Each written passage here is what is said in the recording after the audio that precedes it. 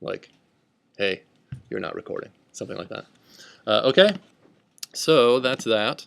Welcome to discussion. What we're going to talk today, and what we're always going to talk about in discussion sections, are very practical things, like stuff about your project that you're working on, which of course you're probably not working on that much yet, but you will be at some point. That is actually now released on the web page. You can see it here, P1. It's also linked down here in the news, class news. And you just click on it to read about it. So I'm going to do a couple of things which are a little bit boring, which are just kind of walking you through these web pages. The project descriptions are lengthy but never quite complete, right? It's not like a technical formal document that if it's an English document. So you have to read it and understand it and try to get the gist of it. It won't ever be a perfect description of exactly what you need to do, but it's basically will point out the important points. What will be a relatively perfect description is the TAs will put together a testing suite for the projects that you do, and if you run the test and you get like 100% on the test, that means you've understood the project, at least at the level of functional completeness as determined by how wily or mean the TAs are. So in consultation with myself and the other instructor. So that's one way to view what you're really trying to do is pass the test. Of course, sometimes you can do things that pass tests that aren't necessarily good programming practices, or actually are just kind of wrong or bad ideas, but will get you to pass a test because our tests are not perfect. I encourage you not to do those things. Instead, really try to implement something that you feel good about, and then pass the test at that point. So don't be too test-driven, but of course be a little bit test-driven, because in the end, that's what your score is. Another way to look at that statement is, no matter how beautiful your code is, if it doesn't pass the test, what's the grade you're going to get on it? A bad grade, right? That was kind of what I'm getting at. So it doesn't matter if you should write nice code. You should write code that looks good, that people can look at. You should learn. How many people have a good code editor that they feel really comfortable in? Or what code editors do people use? Emacs. Okay, that's a good answer. What's an VI? That's an answer. That's a reasonable answer. What else? What else do people use? Nothing else? Sorry? Pico, okay. Minor editor. And of course, there are a lot of editors out there these days. Like if you're on a Mac, there's a bunch of ones you can pay a little bit of money for. Whenever you're programming, you have to become good, very nimble inside of the editing environment you're in. So that means you have to spend time learning how to do things quickly, right? And what it means is you really end up learning a bunch of shortcuts, ways to type less, and therefore you work faster, right? So in the end, you can become a lot more productive if you're really good at understanding how your editor works. So that's one of those things. Not everything worth learning about you should learn in great detail, right? Because you don't have all the time in the world to read everything at the same level of detail. But if you decide, hey, I'm going to become good inside of Emacs or whatever, it's probably worth spending some time reading about it to make sure you're using the facilities that are available to make you more efficient. It'll just make you get things done more quickly, and you'll be better off. So that's time that's worth spending that we're not going to talk about other than unless you ask me in person. Okay, so this is Project 1. If you have help about Project 1, this is how you get help. You send email or you come to office hours. There's a bunch of office hours for the lot of us off the main web page, but you can always send mail like in the middle of the night to 537-help@cs.wisc.edu. When I say always, I mean inside of while you're taking this class. Like when you're needing help over the summer, don't send help to this email list. That may be obvious, but you'd be surprised. In any case, when you have a question, send it here. That means everybody who might respond to it gets it, instead of, say, just sending it to me and maybe I'm actually sleeping or something like that. So send it to this list. Someone will get back to you pretty quickly, and it even kind of describes how to go about this process. Is there a question? Yeah. Why don't we use Piazza? Yeah, when we're not using something, it's probably because I don't like it. Yeah, Piazza encourages students to talk with each other about how bad the project is. So why am I going to encourage that? You can find each other on your own in Twitter and Facebook about that. So yeah, I'm not encouraging that. I like email, and why I don't want to have to learn some other things so some other person can become rich in Silicon Valley with their stupid company. So anyway, No offense, Piazza listeners out there. No, it's a nice piece of software. I'm sure you've probably people enjoy it in other classes. Yeah, that's still not going to influence me. Okay, so that's that. Send email. You will, usually we're pretty good at replying pretty quickly, and of course, oftentimes you'll say, "Oh, I figured it out 5 minutes later." So please send that email too, so we don't have to reply to your earlier email. Okay, so that's that. There's two pieces, like I promised, to this project. The first is really basic. It's an intro to like, hey, you can program something very simple in C. It's about sorting. Sorting is a classic thing that computers do.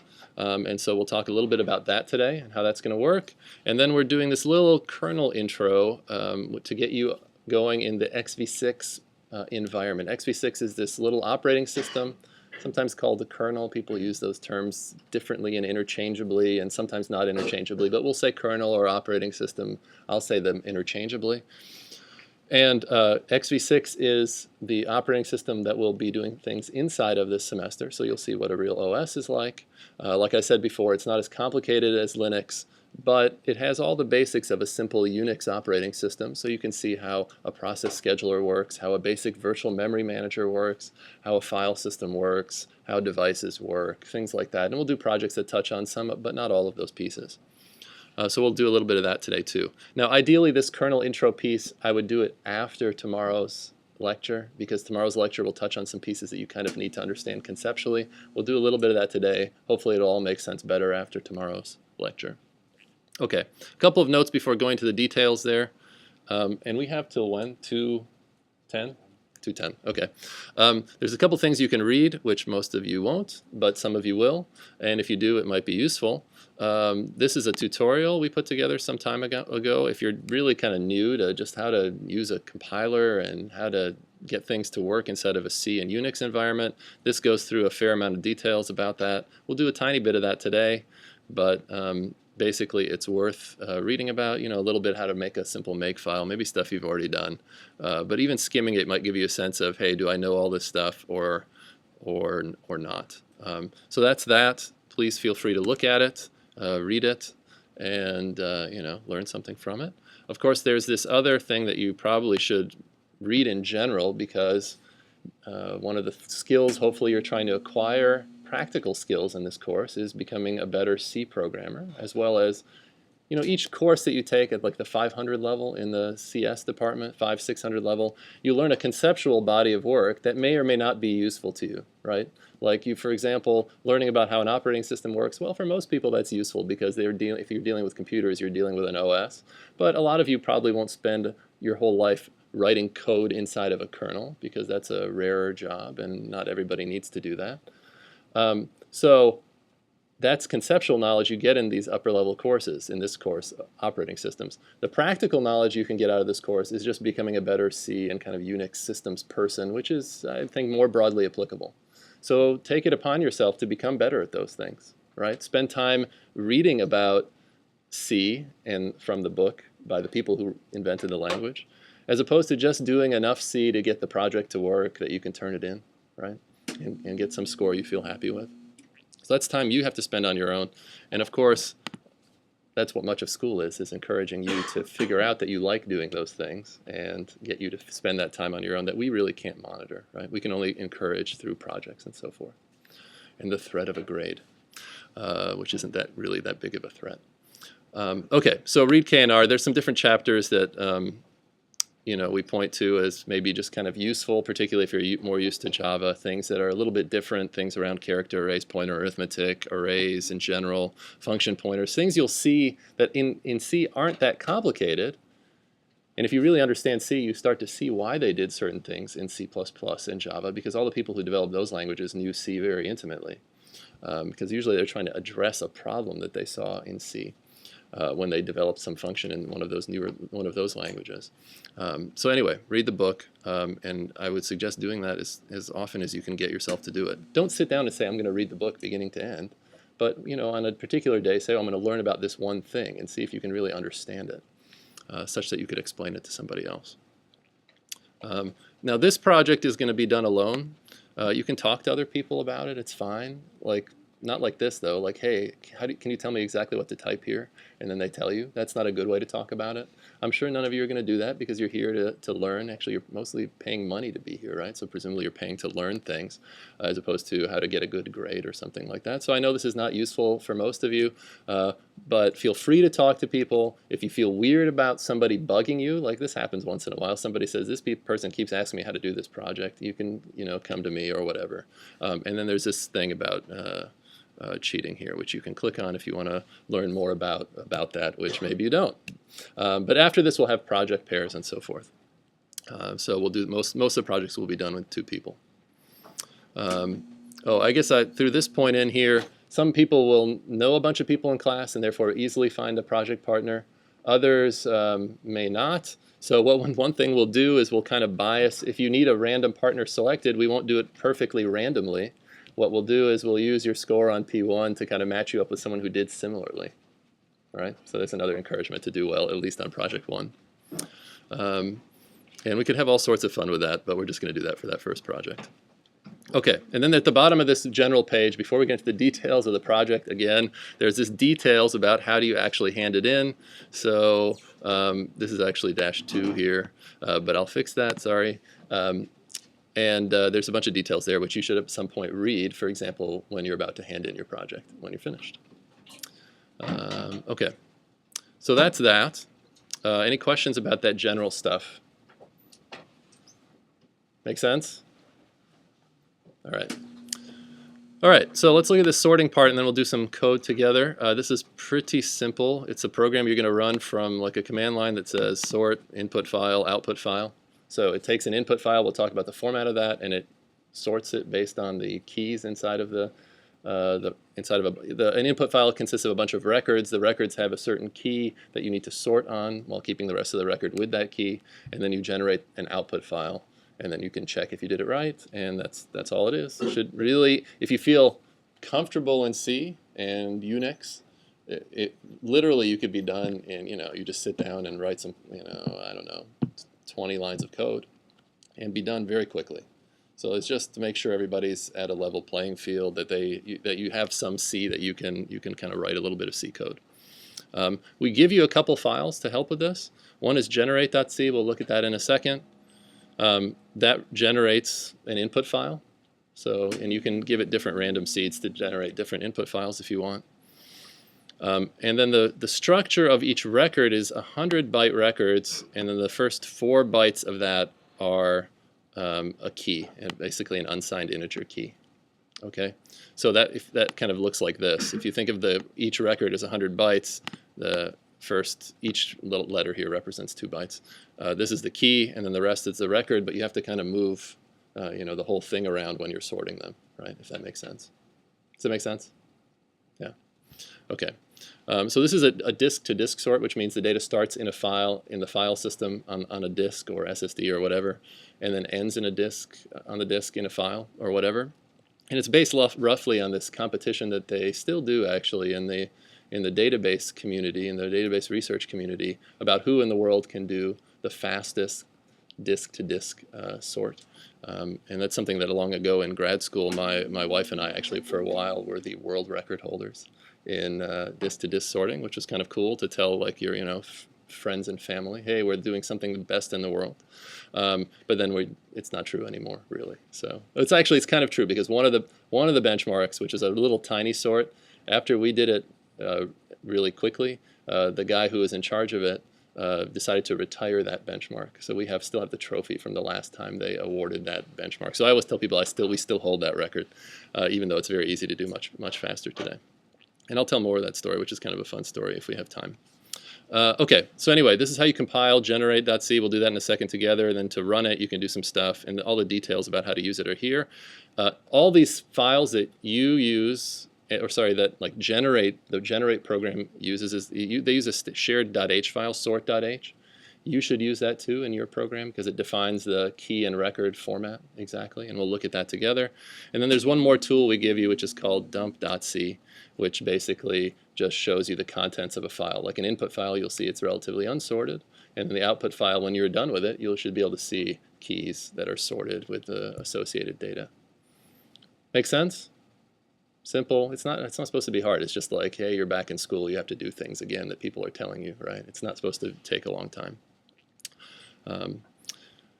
Not that you need to be reminded that you are back in school. Okay, so anyway, there's some other guidelines here, like which system calls to use. We haven't talked about system calls yet, like open or read or write, which are file system related system calls in Unix.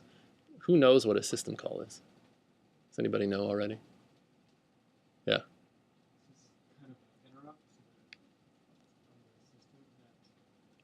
to enter an interrupt service routine. Yeah, that's. I think you could define it that way. At some level, one way to maybe a slightly higher level description would be the operating system provides a set of services to all the programs that are running on a given platform. For example, how to interact with files, or how to create and run programs, or how to allocate memory, things like that. And those are encapsulated or provided to you or made accessible to a program via system calls. Now they look to you like function calls, and we'll talk about why that is too, because essentially at first they actually are function calls. But essentially they're a special way to get into the operating system, to get the operating system to do something for you. And it's different than a function call for reasons that we'll talk about tomorrow in great detail in lecture. But it's at a high level, the point is the OS has to be a little bit careful when you're asking it to do something, because you might be kind of a not nice person who wants to crash the OS or take it over or something like that. So OS is very careful about managing people's requests of it. And so the system call is this fundamental way of making sure that you, as the wily hacker, don't sneak in and do bad things inside the operating system that the operating system doesn't want you to do. Okay, that's a kind of a conceptual model of it. So anyway, there's a bunch of calls, system calls and other things that you can use. You could even use a quick sorting routine once you get the data in memory, which is available in libc, which is the C library that's linked, compiled and linked with every C program. And then when you're done, you exit. And of course, if you need memory, you can use malloc or something like that.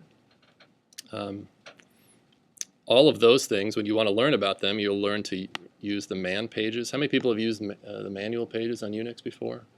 So some of you, okay, so we'll do a lot of that this semester. And then there's a bunch of other assumptions, like, things about how big the keys are and what to do when somebody like gives you a bad file name for the input and things like that. Just few error cases you have to deal with to make sure that if somebody tries to run the sort on a file that doesn't exist, that you do something reasonable as opposed to, for example, crash, right? That's not a reasonable behavior.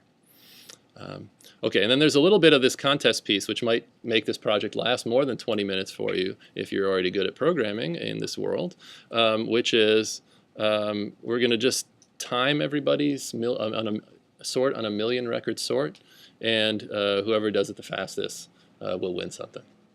A t-shirt. I already told you about this, right? It's a t-shirt that says you won a 537 competition. So, like I said, that is supposed to be an encouragement, not a disincentive. So.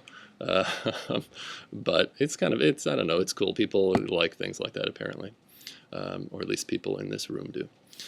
So general advice, I'll give this now because, why don't we come back to this? Let's just look at a few pieces of code first. Okay. All right, so this is some stuff we can look at. Let's look at some code. Can people read that okay? Yeah, all right, good. So this is the generate program. It's just pretty much a simple C program. It asserts that the record size is 100, which is what the code is basically expecting. It's not a general purpose sort for any sorts of size records and keys. It's just one that all the stuff that's built around just this one, basically generating 100-byte records with 4-byte keys. That's what this generate program does. And people use assertions. People know what those are. Who doesn't know what assertion is? Hasn't used one in C code before? Some of you. Well, assert is really useful when you want to, basically, there's something in your code that you don't want to deal with, and you know that if it isn't true, that your program will behave poorly. So this is a way of essentially putting that in the code. Like, if this isn't true, I'd rather have you stop the program right now than try to execute it later and have it behave in this buggy and bizarre manner. So it's kind of useful as a programming practice to do that. Sometimes people, when they ship code, they take them all out, which is kind of weird too, right? It's saying, I don't want anybody in, when this is really running, if something like this happens, well, oh well. But it's useful from a perspective of when you're doing stuff like this, is just to say, oh, I think this is going to hold true, but if it isn't, I'd like to know about it. And the assertion, what it'll do, if the statement inside isn't true, like size of rect t in this case, the size of the rect t structure isn't 100 bytes, it'll just exit and say the assertion failed. Okay, so then we have some arguments we're going to put together. We use this very primitive C-style get-opt processing to figure out what the arguments from the command line are. You can read about that on your own. It's not very nice. There are probably better ones out there, but this is a pretty classic C Unix thing to do. So we leave it like that for now. But basically it says if you pass a flag in like -n, you can say how many records you're creating. If you pass in -s, you can use a different random seed, which means you can generate, when we're generating random keys, we can get different sets instead of always generating the same random file or pseudo-random file. And then this is the name of the output file. If you've never used, how many people have used like a random number generator before? Some for class or something like that, or for fun. So this is how you seed the random number generator in the C world. And then this program is very simple. It's not written for performance or efficiency. It's just written for simplicity. First, it makes this open call, open the output file, because generate is just going to generate this output file, which is going to become your input file for your sort. And then it has all these flags, and really the best way to learn about that is to use the man page. So the man page here is very useful. You should get used to reading these. This is the man page for open. You can see what it'll do at the top in this synopsis. It'll tell you which include files you need to include in order to actually use open and make it make sense to the compiler. This then tells you how you can call open. There's a couple different ways, and then there's create down here. What does include do when we're programming it in this world? Sorry, somebody. Yeah. Yeah, basically, well, it takes that file and dumps it into the thing you're, let's say you're basically, it's not the C compiler that's dealing with include directives. Anything with a pound sign or a hash sign in front of it, like this, is not dealt with by the C compiler per se, but is actually dealt with by the C preprocessor. The C preprocessor understands a number of different directives, like include. It also has define and if defined, and we'll look at a few of them. And to become comfortable in this kind of C world, you have to know a little bit about the C preprocessor. Of course, if you want to learn more about the C preprocessor, you can read its man page or online documentation. It's actually very complicated and has a lot of different features that you could use. But simple ones are like include, which doesn't do anything sophisticated. You're used to probably, like in Java, you do things like import, which is a little bit more meaningful to the language. Include isn't meaningful in any way to C. It just says take this file fcontrol.h and dump it into this thing that we're about to compile, and add a bunch more, essentially probably C code, to this file, and then do that recursively if that one includes further ones like that. That's all include is doing. It's not doing any interpretation of C code or anything like that. It just says take this file and dump it into here. And then there's you'll see two different types of includes that people will use. They'll sometimes use these like less than, greater than around a file. What does that indicate to the C preprocessor? Yeah. Put the file in user lib, the user library folder. Yeah, there's some standard places actually is where it will look for those files, because those files don't exist in your current directory, right? Because you probably didn't put them there. So it has to figure out where to look for them. So it'll look in like user include. For user include is a typical place, fcontrol.h, or user include sys.stat.h. So we could, for example, look for them ourselves, and you could see that, for example, right there. And then you could look at this if you want to, and it's going to be pretty unpleasant because it has a lot of pound defines, and there's a ton of stuff in these things. They go on and on. Sorry. In any case, that's what include does, and it's not complicated. Right. When you want to include a file that's in your local directory, though, you don't use those little less than, greater than. You use double quotes. If you put double quotes in, it'll look in the current directory. And of course, there's more arguments you can pass to GCC, like a -I, if you want it the standard search path for these things to be include some other directory. So you'll see that in some make files as well, that people will say, look, not just in user include, but these other places.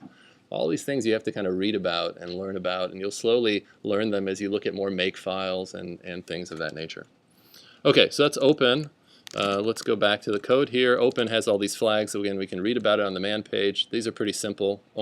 Create a file only. Open a file only for writing. Create the file if it doesn't exist. If it does exist, truncate it, which means make it 0-sized. And then this sets the permissions so that I can like read and write it and maybe execute it. No, just read and write. So then basically the program just does this. Now we have to understand this program, we have to understand a little bit of what this rec_t is. So let's look at sort.h where that's defined. A couple things in here. Let's see how much time I have today. Okay, there's a structure definition. So it's actually doing two things in this statement. It's defining this struct called __rec_t, which has a key and a bunch of bytes, which we'll call the rest of the record. We won't really use this part. We're just going to sort on the key, but you have to keep this record with each key. You can't lose track of it. And then it does this typedef thing around it. What is this typedef thing doing to this struct __rec_t? Why are we doing this typedef around it?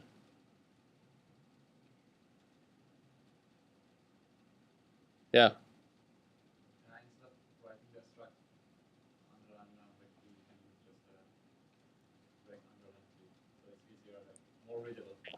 Yeah, usually in C, if you just have structs, you can declare a struct and call it struct rect, but then when you want to allocate one, you have to say struct rect whatever. So people sometimes use typedefs in C to say, here's a new type that I'm defining, which is this other type. And the new type here is called rect. So this is actually combining two things. It's defining the structure called __rect, and then it's saying use typedef to say that when I have a struct __rect, that I can actually just call it rect as a shorthand. Does that make sense? It's kind of simple. It's a pretty common C idiom. You'll see people do things like this. They could, of course, just just say struct whatever, and then do a typedef down here. Sorry. They could do this. Is essentially the same thing, but you can see it's a little bit longer. So almost everything is done for conciseness in this world, because back then they didn't have fancy editors, so they really wanted to keep it, everything really minimal. Yeah. What's the point of having the two underscores in front? Oh, it's just kind of a stand. There's no point. You have to name it something other than rect. So I could name it not rect, for example. But this is kind of a common way to say these two things are kind of related. It's basically just a naming convention. Yeah. You can see I do not read my own comments. Don't edit this file. So there's one little last piece up here, which is a common preprocessor idiom. It says if not defined __sort _h pound define it, and then ndif down here. What is that for? Yeah. Is there any regards? It's to keep from copying that file over and over again. If you're kind of doing that file to keep from having to clear copies of that. Yeah, great. No, that's exactly right. Basically, sometimes you'll include something which includes something that you've already included, which defines, say, rect, and if you include it again, that would be a problem because you're defining the same structure twice, and the compiler won't like that. So to avoid those sorts of re-inclusions of the same include file, you'll often see this kind of guard set up where it says, basically, the first time you see it, it's sort _h is not defined. So it'll go ahead and define it, and then do all this stuff. And here's the end of that if statement. It gives you a little programming ability in the C preprocessor.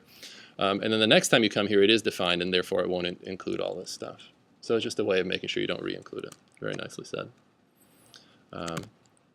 So let's not look at that anymore. So that's what the record structure is like. So in this generate program, we've opened a file.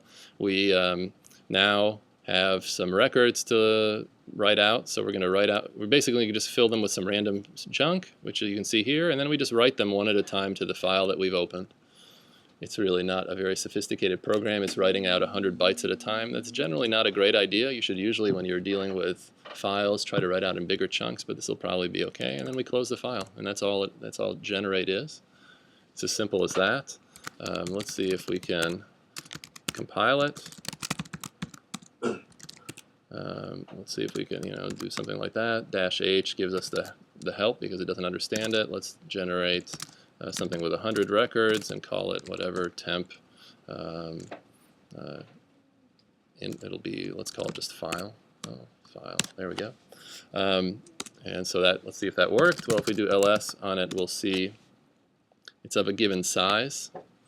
When you do ls-al, and of course you can do man on ls to learn more about the 1,000 flags. I mean, the people who use ls, it's amazing how you look at something like this and you'll be surprised how many that somebody has spent time programming all these things that you never use,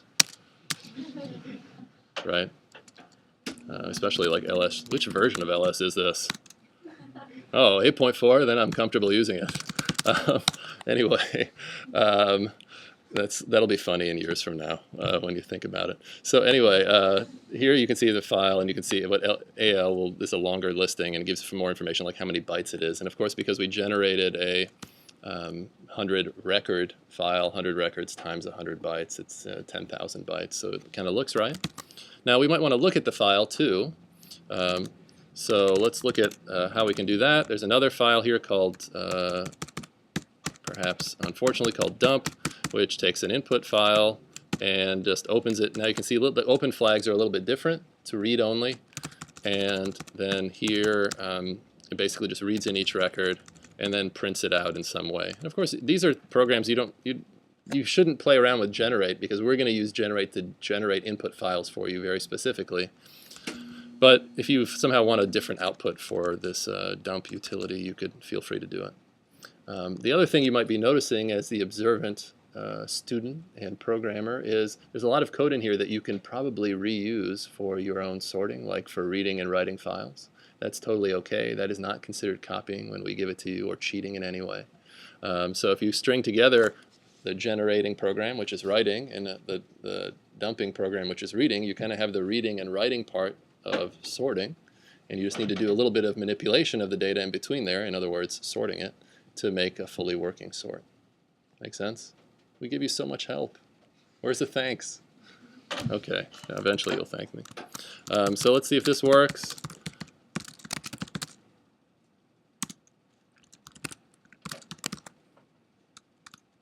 Yeah, it looks like some records, and of course we can use our handy friend awk to maybe just print like the keys. So that's really cool. It's really good. Awk is great for one-liners. How many people use awk? Awk is so underused. It's sad. I should teach a class on awk, but then no one would take it. Anyway, that's awk.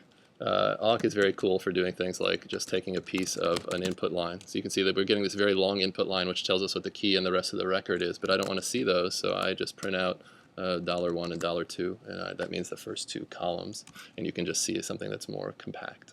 And really you could read, there's this great book on awk, not that anybody's going to go out and buy it, but it's called Awk. And it's written by, why is it called awk? Does anybody know? So yeah, it's 3 people wrote it. It's Alfred Aho and Peter Weinberger, and then Brian Kernighan, who's a K&R from the Sea World. And I have met 2 out of the 3 people of awk. I still have not met Brian Kernighan for some reason. So in fact, the one guy came up to me. This is about 15 years ago. He said, I was at some university giving a talk, and he said, "Hi, I'm Peter Weinberger." And I'm like, oh, "Okay, nice to meet you." He's like, the W in awk? I was like, oh. I was actually like, I'm a big fan of awk, actually. In fact, particularly, I really like the book that you wrote about awk, because it's such a great book. You read the first 3 chapters, you feel like you're actually pretty good at awk. And he's like, yeah, Kernighan wrote the book. So I couldn't even compliment him properly. So that's the sad story. But in any case, lots of things like that you can learn and just become more competent in general, and that's dump, and that's not that complicated. Okay, so any questions about that? Kind of make sense? It's just a simple sort, and it only becomes complicated if you try to make it really fast. The way you try to make it really fast, or you do things like become aware of the fact that there are hardware caches, for example. So if you have a large amount of data to sort, it turns out if you sort them, the amount of stuff you're moving around fits into hardware caches. It goes a lot faster than when you just move all the big records around. And there's a bunch of papers you could read about that if you really got into it, but you can really shave some time off the sorting time if you spend time doing things like that. And there are other ways to do it too, which I'm sure some of you might come up with. And if you don't do it, it's okay too. It's not for credit in the course, it's just for a t-shirt. Yeah. Kind of like multi-threading, anything. You know, I think by the spec, someone has used multi-threading before. It makes it hard to compile by the spec. The spec says it should compile like this, and that doesn't have a -p thread. Someone still figured out a way around that before. So one way is to say, if you figure out a way around that, another way is to talk to us and say, hey, I'd like to compile with a makefile or something like that. And that would probably be okay. Other questions? Should be simple, okay? They get worse. That'll be, I should have introduced that yesterday in class. I always say that one of the themes of the course is it gets worse. So whatever starts out and seems reasonable, don't worry, it'll get worse. And that continues throughout the semester. So I found that people like that for whatever reason. Okay, so that's part one.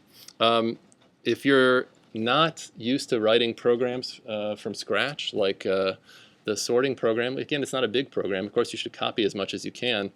But the way to approach that is start small, think incrementally, right? Get little pieces to work, like I can read the file, I'm getting it correctly, I can write it out, then try putting a sort in there. Don't just write a bunch of code and then compile it and say it doesn't work.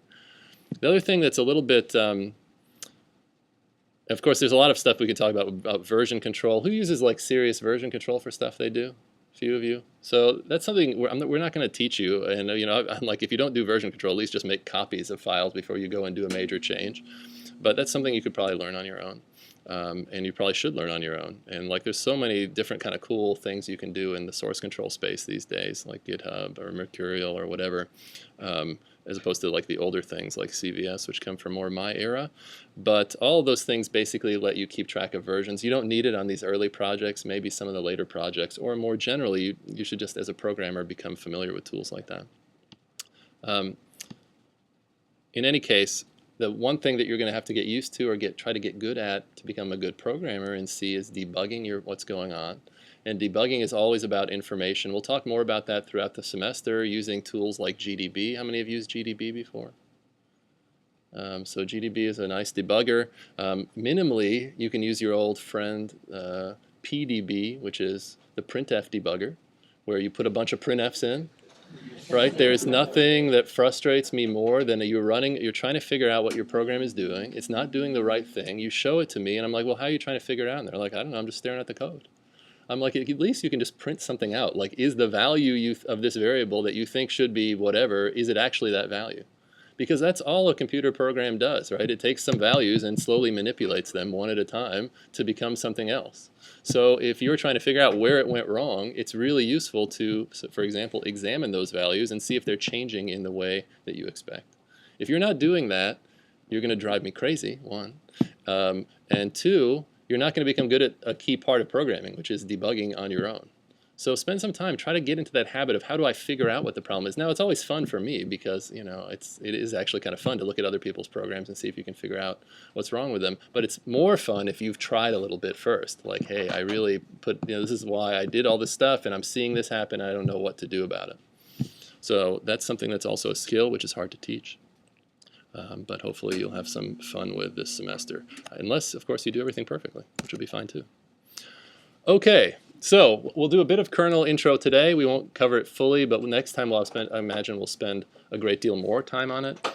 So the kernel intro piece is in XV6. Any other questions about the simple part? The kernel intro piece is in some ways less code, they're both actually a very small amount of code, but this code is harder to write. And that will be a general theme for XV6 code. You'll spend a lot of time reading the kernel and trying to figure out what it's doing. And then you'll go and write some code, and hopefully it'll be kind of reasonable code. Then this is actually much more like, one reason I added this to the course a few years back is it's much more like what'll happen to you if you go off and work somewhere. right? People don't say, hey, write some code from scratch. We don't have any other code in this company yet, so feel free to just write everything. Usually what they say is, here's this huge code base. You need to go change it to do this. So your first exercise you spend in the real world, and some of you may have experienced this on internships, or if you've already been in the real world for a little bit, is you stare at code for a while and try to figure out how to change something in an elegant way, right? So that you don't require, so you're not doing like a lot of extra work. You're trying to look and figure out what's the right way to do something. This is more like that. Okay, so in this, all you're doing is adding one of these new things, one of these system calls. It's called getSysCallInfo. What it does is inside the kernel, you're going to track the number of system calls are made since the system booted. And then when somebody calls this, you're going to return that number. Okay? Simple. So to do that, you're going to have to learn a few things, like, for example, how a system call works, and in an operating system as opposed to a function call, which you may already be used to, and then figure out how to add one to xv6 and then demonstrate that it works in some way. This is true of kernel programming, but probably true of almost lots of different types of large-scale project programming, which is when you want to do something, there's almost always something inside of the existing code base that is similar. And you should try to learn from that and copy it to the extent that makes sense. So for example, there are a lot of other system calls like getPID. You can probably copy a lot of what that does in order to add the mechanics you're going to need to make this part of the project work. So we'll look through that a little bit today. So let me just look at some code here. So let me move xv6. I already have a directory here, but let me just move it to this. So you can get the xv6 code by doing this. So tar, how many people used tar before? A number of you. It's a way to make basically one big file out of a directory thing, making an archive, tape archive is what it's called. And this says unpack this thing called xv6.tar.gz, which has the source code for xv6. So if I do that, then what I get here is a directory called xv6. So be careful where you do it, because wherever you're going to do that tarring, it's going to, or untarring really, it's going to create an xv6 directory. So then we look in there and you can see all this stuff, like, and we've reorganized this a little bit compared to the MIT original source. So if you're reading, there is some materials we point to about the MIT latest version of this kernel. It doesn't exactly match how we did it. We tried to clean it up a little bit in a few ways to make it a little bit more understandable. In particular, what we did was one of the major divisions is we split up the kernel proper, which is what you'd consider the OS, which when you build the stuff inside of there, when you compile it, it turns it into the operating system program. And then there's a bunch of user programs that you run, like, for example, ls or makedir, or things of that nature. Those are inside of this user directory. And so those will be primary directories that you deal with. And then there's sometimes there's some shared include files across kernel and user, and they're in the include directory. And there's some more details in here in probably like the README and the files information there. So to build this, you just type, this works on the Mumble lab. So we've set up all the emulator stuff so that it works on these machines. If you're trying to get it to work on your own machine and it doesn't work, we probably don't have the human power to be able to help you with that. If you want to do that, it's totally fine, but it's going to be done on your own time. And some people will do that. But you have to make sure it works in this environment on the Mumble labs. And of course, you can always log into those from any other machine. Like, for example, if you type SSH-L, whatever your username is, mine's Remzi, dash capital Y or dash capital X, because you want to get the X Windows traffic back. And then a machine name, you can log in and then do all the stuff remotely. So you don't have to be in the Mumble lab, but you have to be able to run something like an SSH client, which exists on Windows and Mac, of course, like I'm doing here, in order to log in remotely. People know how to do all stuff like that? Oh, by the way, there's kind of I put this on the web page as well. There's a Wacom-sponsored Linux tutorial kind of using the Mumble lab. So if you're not familiar with this world, that kind of when you see me typing and you're like, oh God, I don't know how to do any of those things, don't be ashamed of that. Just this tutorial is being run by some knowledgeable grad student types, and these are the different dates so you can show up and learn a little bit more about this stuff outside of what you'll learn in this class too. So yeah, so anyway, that might be useful, particularly if you don't feel really comfortable inside the Unix command shell at this point. Anyway, so let's type make. You can see it does a bunch of stuff. Hopefully it works. It should end like that, looking like it did something successfully. And then to run it, you just type make qemu. And we have 4 minutes left, so we're not going to do a lot today. You can see it boots up. It says it actually starts 2 emulated CPUs. And then I'll just click on the shell over here to type. So I can type things like ls. And you can see there's like a little directory structure here. And it doesn't have much inside of it. It has like a cat program, so you can cat file. This is the README. It's running a very simple shell, so if you're used to like advanced things like tab completion or history in your shell, which you should be used to because you should become good users of a Unix shell, but those things don't exist here, so you'll have to forget about them for now. And there's a bunch of other things that you can see. The shell itself is just a very simple early version of the Unix shell, and some other programs like that. So to quit that on my machine here, I just do this. Okay, so that's how we build, and we can run a little kernel there. Of course, the more interesting parts are going to be like things like how do you, for example, make your own user program. So like there's a bunch of user programs like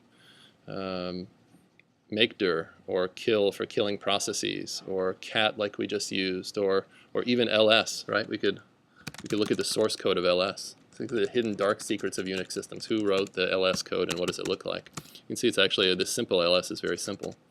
It just has a few different things. Oh, ls, it doesn't have the 300 options we looked at in the Linux world. It has a few options. But you can look at all this code, and of course you can make your own program too. You can make like hello world, let's say. And let's just do that today. Let's start with something that's simple, like ls.c. That's not too simple, but so you can see I just included that in here. We're not going to do that. We're not going to do that. We're not going to do any of these things. We're just going to make a really simple